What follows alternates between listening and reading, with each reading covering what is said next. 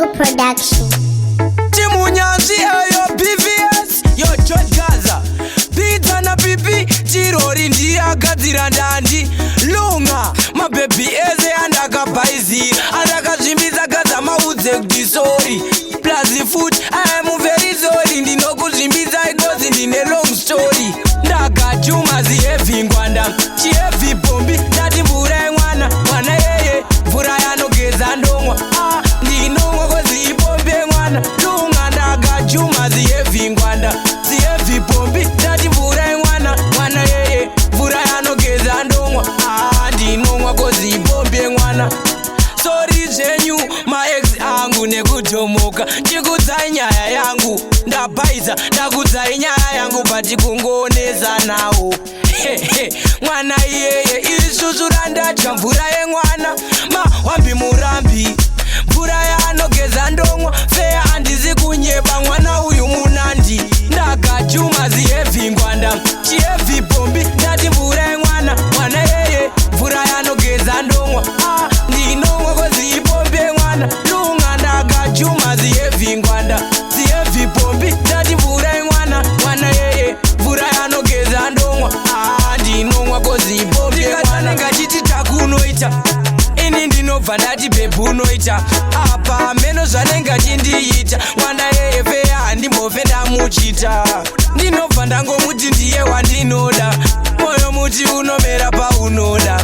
uri moyo wangu ndiye akauba imbavha yemoyo wangu akauba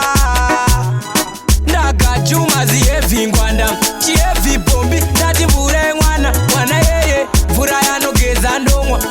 ndinomwa kozi ibombi yemwana lunga ndakajuma ziheavy ngwanda ziheavy bombi ndati mvura yemwana mwana yeye mvura yanogeza ndomwa ndinomwa kozi ibombi yemwana sorry zvenyu maex angu nekutomoka ndikudzai nyaya yangu ndabhaiza ndakudzai nyaya yangu patikungoonesa nawo mwana iyeye isusu randatya mvura yemwana mahwambi murambi mvura yaanogeza ndomwa feya handisi kunyeba mwana uyu munandi ndakajuma ziheavy ngwanda chiheavy bombi ndati mvura yemwana mwana yeye mvura yanogeza ndomwa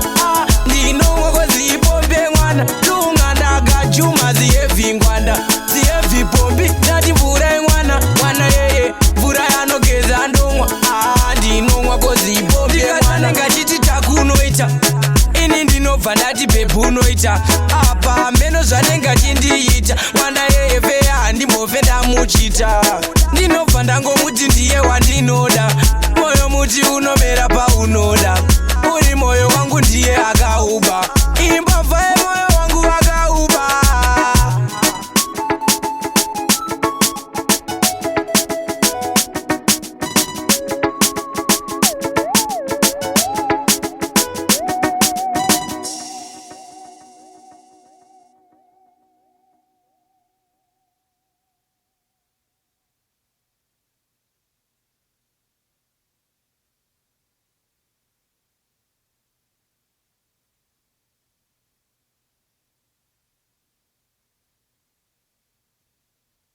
ndiye wandinoda